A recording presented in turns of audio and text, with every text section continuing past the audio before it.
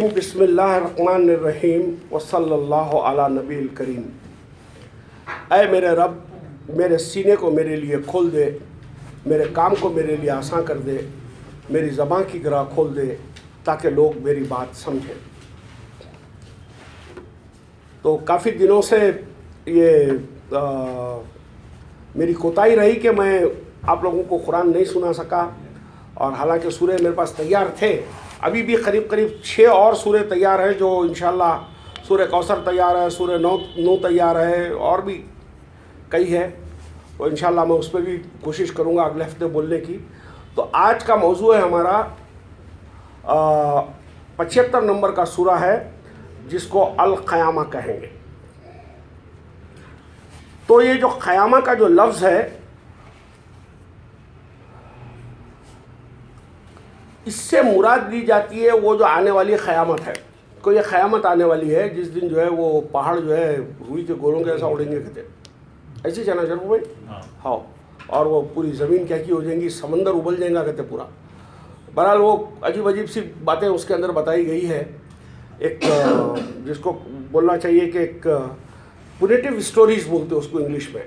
पुनेटिव stories यानी एक सज़ा के तौर पे, पनिशमेंट के तौर पे जो अल्लाह नाराज़ होकर जो पूरी दुनिया को डिस्ट्रॉय करेगा, उसको क़यामा करके बताया गया है हमारे पास में मज़हब में।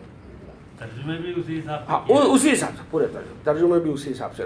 डूम्सडे पूरा ख़त्म, फिटम फाट, हर चीज़ फिनिश। क़यामा का जो लफ्ज़ है उसके सादे सीधे मीनिंग है अल क़यामा। अगर हम कहेंगे द प्रोसेस ऑफ इस्टेब्लिशिंग, एक प्रोसेस होता है जिसमें किसी चीज़ को आप इस्टेब्लिश करते हो।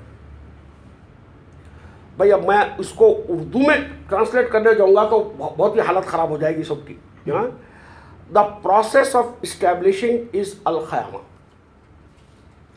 अच्छा, अब आप देखिए जो ये जो सूरह क़यामा निकालिए 75 नंबर, अरबी में पढ़िए।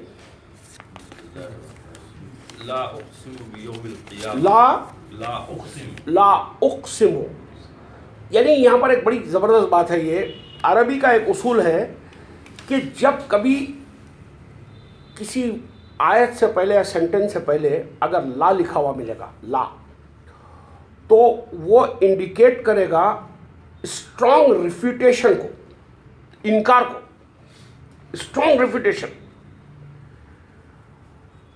एंड प्रेजेंट, एक तो स्ट्रॉन्ग रिफ्यूटेशन होगा, और दूसरी बात जो है कोई गहरा पॉइंट है जिसके अंदर प्रेजेंट करने की बात हो रही है।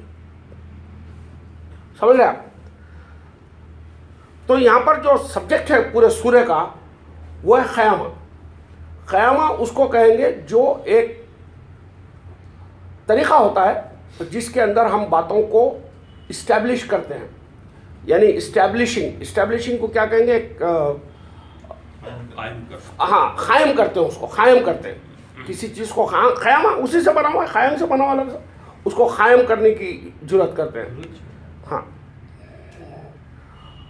लेकिन अगर हम मज़हब में इसको देखते हैं तो क़यामा को तो एक क़यामत के तौर पे जो मज़हब में बताई गई है वो तो बहुत ही भयंकर है। हाँ, कि वो आसमान ज़मीन फट जाएंगे, वो ज़लज़ले आ जाएंगे, वो आग उबल जाएंगी, पहाड़ रुई के गोलों की तरह उड़ने लगेंगे, ये सारी बातें उसके अंदर की गई है। और ये जो सूरे में जो बात हो रही है, अल क़यामा term is a recognizing, reckoning, and यौमुल क़यामा represent the movement of establishment of the facts over fiction. यानी क़यामा उसको उस वक्त होता है आपके साथ में जब एक फिक्शन चलते रहता है आपके दिमाग में, कोई चीज़ सही और गलत की कुछ चलते रहती है, तो छटाई होकर जब एक ख्याल पूरी तरीके से क़ायम हो जाता है, तब उस ख्याल इस्टेब्लिश हो जाता है, उसको कहेंगे क़यामा। और वो कब होगा? वो यौमुल क़यामा को होगा, यौम में होगा। वो कोई घड़ी होगी। भाई अभी मैं कुछ बातें कह रहा हूँ, कुछ आप बातें कह रहे हैं, कुछ हम सोच रहे हैं, कुछ एक चीज़ को प्रोसेस कर रहे हैं हम लोग, लेकिन उस पूरे प्रोसेसिंग में हम लोग कोई नतीजा के इस बात तक नहीं पहुँचे। जब पूरी बातों की छानबीन कर लिए तो हमारे दिमाग में एक किस्म से एक सेटलमेंट आया, तो बात वहाँ पर कायम हो गई। वो जो यौम होता है, वो जो मूवमेंट होता है, जब बात आपके जहन पे कायम हो जाती है, उसकी कन्विक्शन आपको मिल जाती है, उसको कहते हैं ख़यामा। बात क्लियर है? ठीक।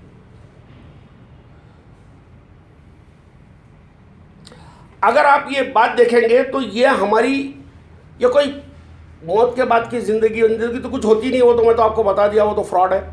ये एक सादी सीधी बात हो रही है, जो रोज़मर्रा की ज़िंदगी हम जीते हैं। इस रोज़मर्रा की ज़िंदगी में हमारा एक लर्निंग प्रोसेस होता है, हम चीज़ें सीखते हैं। सीखने के अंदर हम चीज़ों को जब जानने लगते हैं तो हमारी अवेयरनेस बढ़ती है, हमारी जागृति बोलेंगे उसको मेरे ख्याल से हिंदी में, जागृति बढ़ना शुरू होती है। तो उस टाइम के ऊपर हम ये देखते हैं कि कुछ गलत ख्याल छूटते हैं, कुछ नए ख्याल आते हैं, कुछ सही और गलत के बीच में टकराव होता है। उसके बाद में जब आपका ब्रेन पूरी तरीके से एक्सेप्ट कर लेता है किसी सच्चाई को, तो वहाँ पर वो ख्याल ख़यामा हो जाता है, इस्टेब्लिश हो जाता है, और उस दिन पुराने ख्याल का डूम हो जाता है। यानी वो पुराना ख्याल की मौत हो जाती है और नया ख्याल वापस आके, अभी मरने के बाद ज़िंदगी होगी, एक पुराना ख्याल था, अभी कुछ बहस हुई उसके ऊपर से, पता नहीं कौन कितना इत्तेफाक करा, अब उसके बाद में मौत के बाद ज़िंदगी नहीं होगी, अगर किसी ने भी मान लिया तो उसके साथ में इस बात का ख़यामा हो गया कि पुराने ख्याल की तो मौत हो गई, नए ख्याल की फिर वापस से शुरुआत हो गई। बराबर है? और ये हर सेंसिबल आदमी जो रात और दिन काम करते हैं, रात और दिन सोचते हैं, ये हमारी दुनियाई मामले में भी ऐसी, रात और दिन हम जो ज़िंदगी गुजार रहे हैं उसमें जो कुछ भी चीज़ें सोचते हैं, गलत सही मिला हुआ होता है हर जगह पे। हाँ, गलत सही मिला हुआ रहता है। उसकी छटाई कर कर हम जब चीज़ों को कन्विक्शन के साथ में एक्सेप्ट करते हैं, वो होती है हमारी ख़यामा। और ये हमेशा ख़यामा कहाँ पर होगी? ज़िंदगी में तो होगी, आपकी नफ्सियात में होगी, आपके नफ्स के साथ होगी। अब आयत को अरबी में पढ़िए ऐसा, वला उक़्सिमु बिन्नफ्सिल लव्वामा। क्या बोला गया? यानी वो जो लव्वामा है, जो उठ रही है अंदर से, उसके साथ में अब आप क्या कर रहे हैं? जहाद कर रहे हैं। गलत है, सही है, सोच रहे हैं, मान रहे हैं, कर रहे हैं, फ्रिक्शन कर रहे हैं। उसके बाद में एक, जिसको मैं बोलता हूँ ब्रेन स्ट्रॉमिंग के प्रोसेस से जब आप पूरा गुजर जाते हैं, उसके बाद में आपको एक बात की कन्विक्शन हो जाती है, वो होता है यौम ख़यामा। वो पल होता है जिसके अंदर वो नया ख्याल आपके जहन में साबित हो जाता है। और उस टाइम पे आपकी जो नफ्स है, हमारी जो नफ्स है, जो हम पे हमेशा मलामत करते रहती है, उसके अंदर गंदे बुरे ख्याल उठते रहते हैं, उसको पाक करने का एक प्रोसेस होता है, जिसके अंदर आप ये तमाम चीज़ों को लेके जाएंगे और उसकी गंदगी को हटाते जाएंगे, नई चीज़ को आप वापस लाते जाएंगे। वो जैसे जैसे वो प्रोसेस आगे बढ़ेगा, यानी दूसरे मानों में यौम ख़यामा मेंटल एवोल्यूशन का दूसरा नाम है, यानी ज़हनी इर्तिक़ा। जहन हमारा ये इर्तिक़ा चाहता है, जब ज़हनी इर्तिक़ा पॉजिटिव की तरफ बढ़ने लगता है, वो हमारा ख़यामा होना शुरू होता है उससे। अगर आप इसको देखेंगे, मुझे कन्फ्यूजन हो रहा है इसमें पढ़ने से।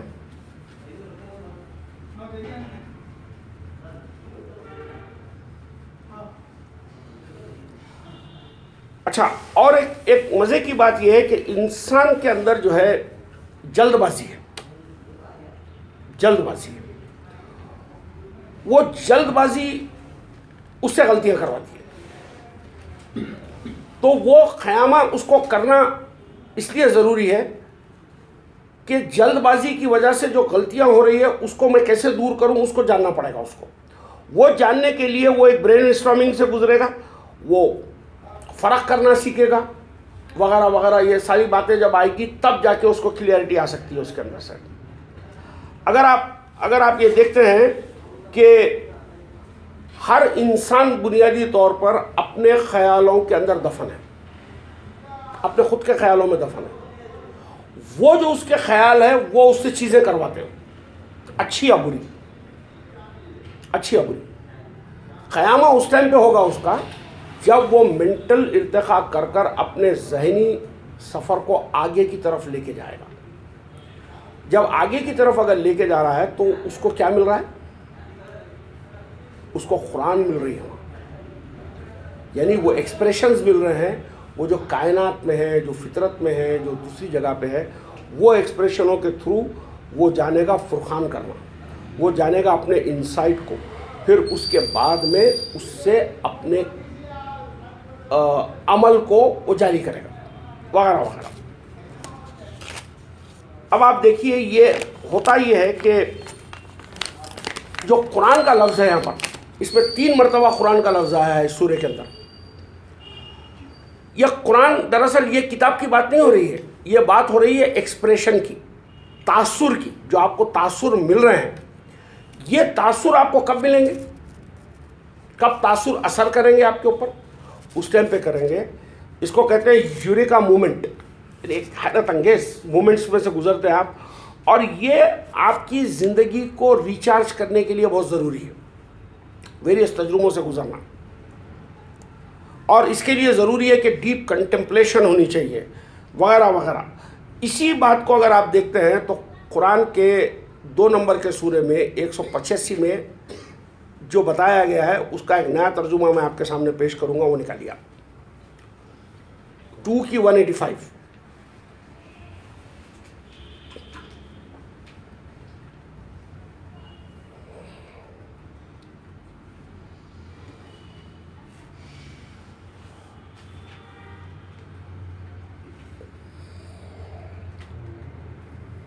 रमजान का महीना है। Eureka movements are very important for the recharging of life. For that we need deep contemplation to attain the process of manifestation of the boiling point in which the expression are gathered and released, so that we can revive our life as well as others' lives and the fading away. These expressions are criterion for men by which they live their life. These eureka moments are actually breakthrough thinking that guides us to move forward. अब 2 की 185 पढ़िए, और रमज़ान का महीना जिसमें हमने, और अगर तुम जानो रमज़ान का महीना जिसमें कुरान उतारा गया हिदायत है लोगों के लिए और खुली निशानियां रास्ते की और हक व बातिल के दरमियान फैसला करने वाला। रुक जाइए, यहाँ पर जो बात कही गई है, ये शहर रमज़ान, जब आप किसी चीज़ का ख़यामा करने जाएंगे, जब शहर रमज़ान होगा आपके साथ, हर मर्तबा। शहर किसको कहते हैं? मैनिफेस्टेशन को, जाहिर होने को, इश्तिहार, नुमाया होना, समझ रहे हैं? ये कब होगा? ये शहर हमेशा रमज़ान में ही होगा। रमज़ान क्या है? गर्मी की शिद्दत। जब ख्यालों के अंदर तजाद होता है, किसी बुराई को छोड़ना होता है, किसी अच्छाई की तरफ आना होता है, तो क्या होता है भाई? गर्मा गर्मी होती। उसी टाइम के ऊपर मैनिफेस्टेशन आती है, उसी टाइम पे शहर होता है, और उसी टाइम के ऊपर वो शहर जब होता है, जब रमज़ान आप में होता है, उस टाइम पे शहर होना शुरू होता है। यानी शिद्दत, गर्मी की शिद्दत आएगी, उस टाइम पर चीज़ें निकल कर बाहर आना शुरू होगी, और वहाँ पर नाजिल होगी आपके ऊपर कुरान, एक्सप्रेशन मिलेगा।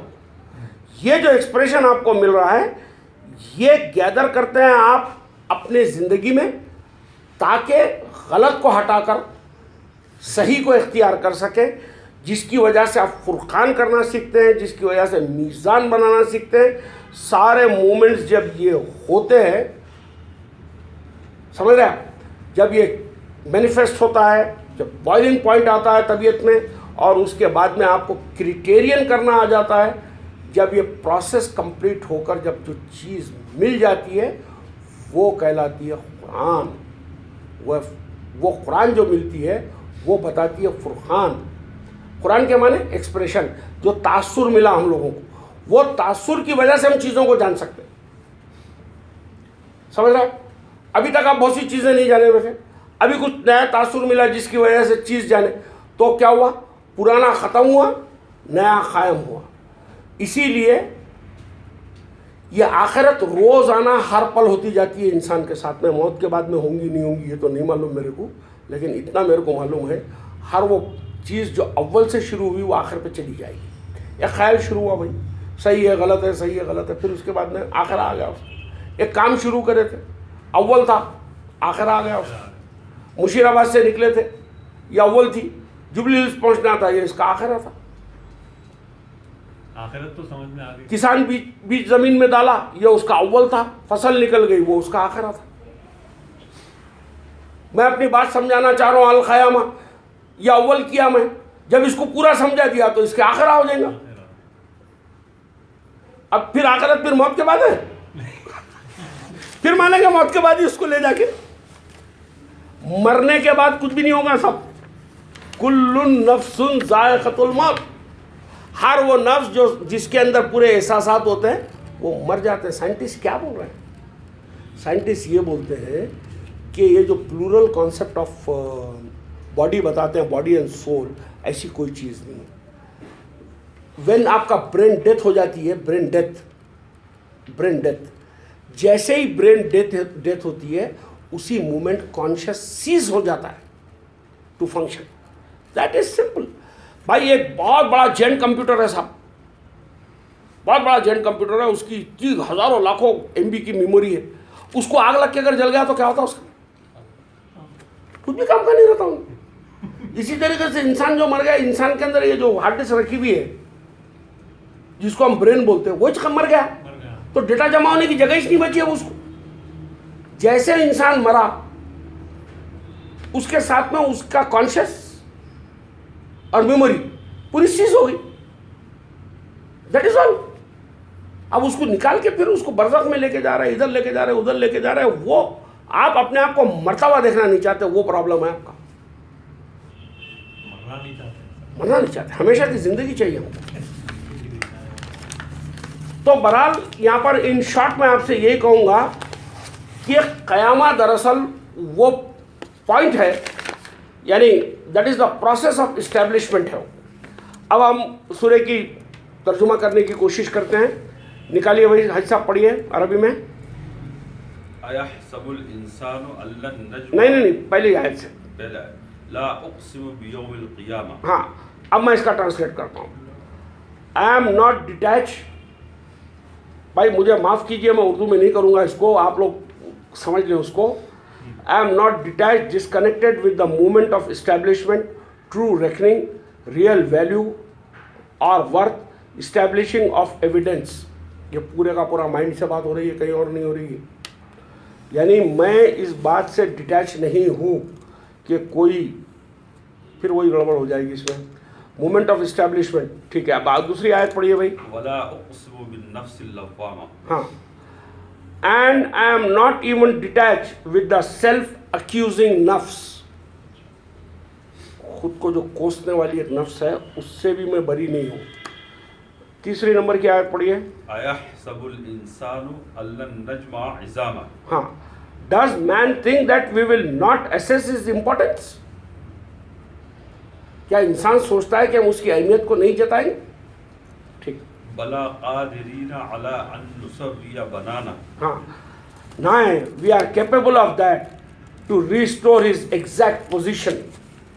आगे जाइए। बल युरीदुल इंसानु लियफ़जुर अमामा। But man wishes to be divergent about what is before him. और आगे जाइए। यसअलु अय्याना यौमुल क़ियामा। ही आस्क, वो पूछता है, when is the moment of reckoning, क़यामा कब होने वाली है। ठीक। इज़ा बरिक़ल बसर। So when the mental perception is dazzled, ये बड़ी इंपॉर्टेंट बात है। अब क्या हुआ, क़यामा कब होगा? दोनों ख्याल के अंदर एक जंग चली, तो क्या होता है उस टाइम पे?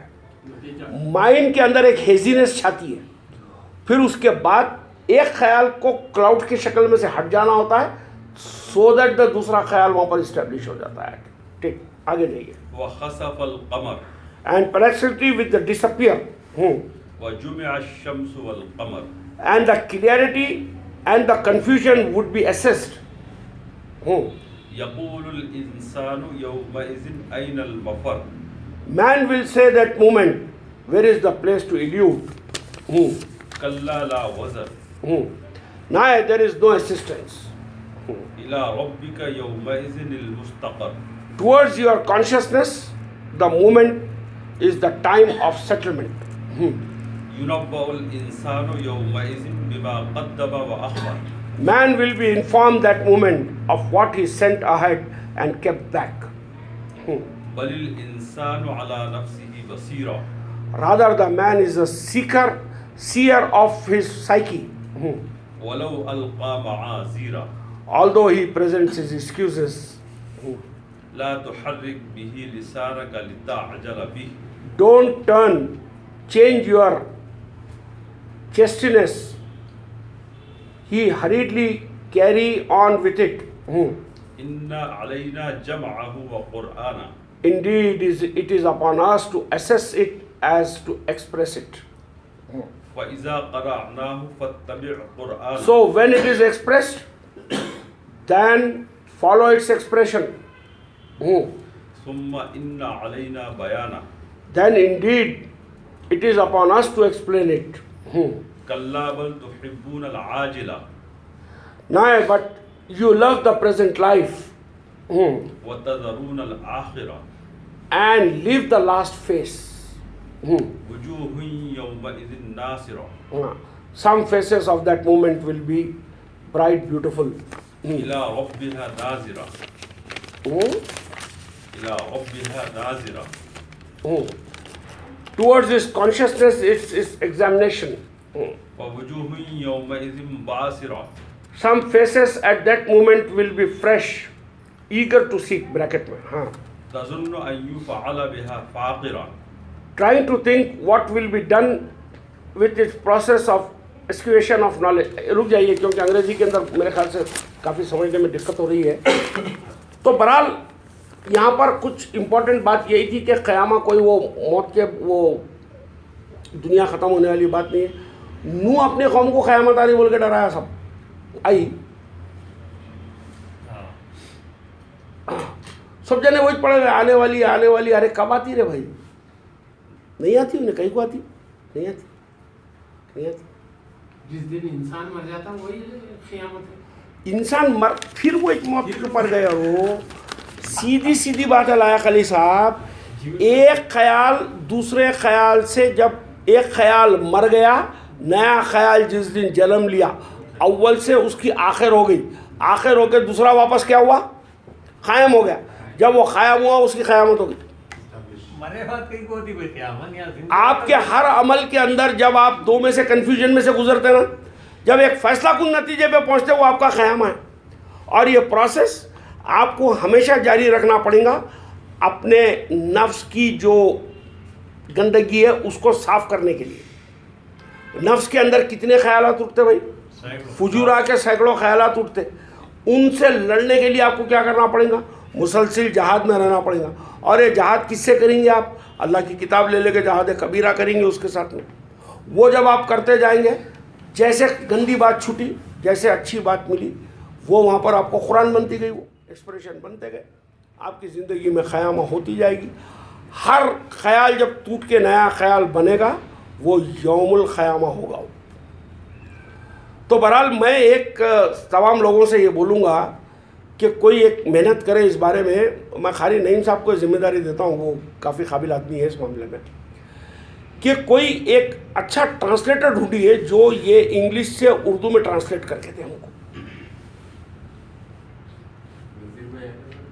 नहीं साहब, प्रोफेशनल आदमी को ले लीजिए, कोई भी एक आदमी. सिंपल है ये, अरबी इंग्लिश सिंपल है, वो उसका खाली एक ट्रांसलेशन कर दे तो मुझे बयान करने में आसानी हो जाएगी. ट्रांसलेटर अच्छे हैं साहब, मगर उन्होंने अहले हदीस है. अरे नहीं, अहले हदीस रहने दीजिए, कोई भी रहने दीजिए, उससे कुछ फर्क नहीं पड़ता. करेंगे तो नहीं, उनको सिर्फ ये बोला, ये जो है इसका तर्जुमा, बस खत्म. उनको एक जॉब देना है हम, बस. ही कैन चार्ज बस खत्म. पर पेज वो अपने चार्जेस लगा सकते हैं. हाँ, इंग्लिश मैटर देंगे आप? हाँ, इंग्लिश मैटर में दूंगा मैं. ये जैसा इंग्लिश में लिखा हुआ है उसको उर्दू में ट्रांसलेट करके दे देने का बस। तो उसमें एक होगा क्या कि डिस्ट्रीब्यूट करने में भी आसानी हो जाएगी, और क्योंकि मोस्टली मुस्लिम माइंड जो है उर्दू रीडर ज़्यादा है। जैसे कोई तमिल का लेटर आ गया तो उसका ट्रांसलेट, बस ये एक लेटर आया इसको ट्रांसलेट करना। अब मौली साहब है, मेरे को तमिल आती है, लव लेटर है, मैं वैलेंटाइन डे का लेटर कहीं को पढ़ूँ बोल के तो नहीं बोलता हूँ, करके दे देता ट्रांसलेशन, फिर क्या है सीधा सीधा। हाँ वीसा प्रॉब्लम ये होगा उनके पास जो वोकेबुलरी है वो तो पुरानी ही है ना। आप ये जो नए माने दे रहे हैं, नहीं ये माने ऑलरेडी इंग्लिश में आ गए ना साहब, माने जो भी देने का था इंग्लिश में आ गया ना, सिर्फ he has to translate this towards your conscious that moment is the time of settlement, that's all. इतना ट्रांसलेट करने का उसको, सिर्फ इतना ही ट्रांसलेट करना है। ये जो भी कुछ है ना शरीफ साहब उसको दूसरी जुबान में man will be inform that moment, बस इसको ट्रांसलेट करने का उसको। वर्ड टू वर्ड करेंगे, वर्ड टू वर्ड है, यानी इसमें कोई तफसीर की ट्रांसलेशन करना नहीं कुछ है। नहीं। शरीफ साहब के पास खुद भी होना चाहिए कोई हो ट्रांसलेट। जाएगा हमारे हाथ। हाँ हो जाएगा। शरीफ साहब नहीं मैं कह रहा हूँ कि समझिए अंग्रेजी के आसान ट्रांसलेशन अभी आए हैं बहुत से, जो बहुत ही सिंपल, बहुत ही छोटे